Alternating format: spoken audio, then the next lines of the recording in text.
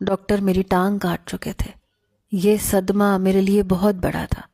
Samira hospital میں ہی تھی۔ جب مجھے ہوش میں دیکھا تو میرے پاس آ گئی۔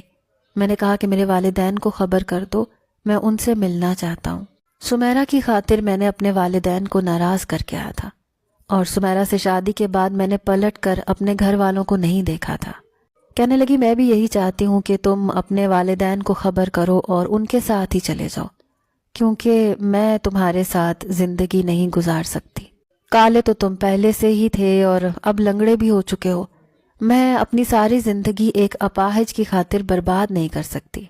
اس کی بات سن کر میں نے کہا کہ سمیرا، مجھے اس وقت تمہاری ضرورت ہے، بہت جلد میں اپنا علاج کروا لوں گا، میری کمپنی پیسہ دے گی۔ کہنے لگے کون سی کمپنی؟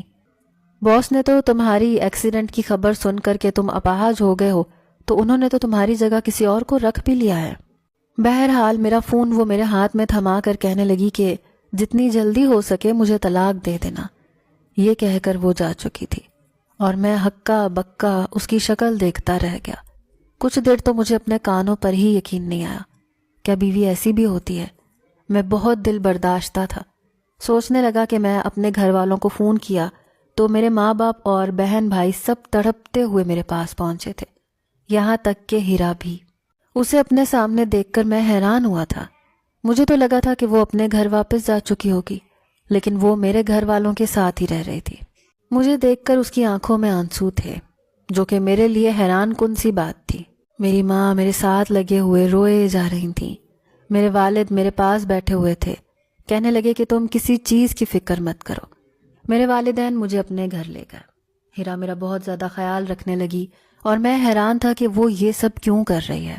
میں نے تو اسے کبھی کوئی خوشی نہیں دی تھی، ہمیشہ اسے ڈھول کہہ کر پکارتا تھا، اسے تانے دیتا تھا۔ جب وہ اپنے آفس میں جاب کے لیے جاتی تو اس وقت میری والدہ اور بہنیں مجھے سنبھالتی۔ میرے ابا بھی میرا بہت خیال رکھتے تھے۔ میں تو ان کے سامنے نظر بھی اٹھانے کے قابل نہیں رہا تھا۔ ہاتھ جوڑ کر میں نے ان سے معافی مانگی۔ اسے کیا ہوا ہے؟ بہرحال وہ اسے ایمرجنسی وارڈ میں لے گئے۔ کچھ دیر بعد لیڈی ڈاکٹر واپس آئی تو زرنش کی بھابھی سے کہنے لگی کہ اب کچھ کنڈیشن بہتر ہے، بچہ ٹھیک ہے، ورنہ ایسی کنڈیشن میں ماں اور بچہ دونوں کی جان کو خطرہ ہوتا ہے۔ یہ سن کے جیسے میری جان پہ بنی۔ ڈاکٹر جا چکی تھی۔ میں نے زرنش کی بھابھی سے پوچھا، آپ کے ساتھ مسئلہ کیا ہے؟ کیوں نہیں اپنی نند کو سمجھاتی ہیں؟ کیوں خود کو بھی مصیبت میں ڈال رکھا ہے اور مجھے بھی تکلیف دے رہی ہے؟ کیا ہوا ہے اسے؟ اس کی بھابھی نے اپنے آنسو صاف کیے، کہنے لگی اسے کینسر ہے۔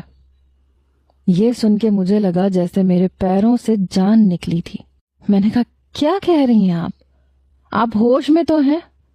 میں بالکل بے یقین تھا۔ اس کی بھابھی رونے لگی، کہنے لگی وہ کینسر کی آخری اسٹیج پہ ہے، اور کینسر تو اسے بہت پہلے سے تھا، تم سے شادی سے بھی پہلے سے۔ یہ سن کے میرا دماغ سن ہوا تھا۔ یہ کیسا انکشاف تھا؟ وہ کہنے لگی لالا رخ زرنش کی دوست ہے، اور لالا رخ تم سے بہت محبت کرتی ہے۔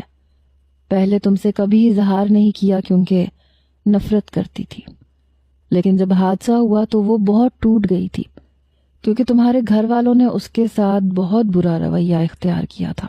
اس کی معذوری کو لے کر اسے بہت باتیں سنائی تھیں۔ یہ ایک اتفاق تھا کہ جمال کی دوستی قاسم سے تھی، کاروباری طور پہ بھی اور ویسے بھی۔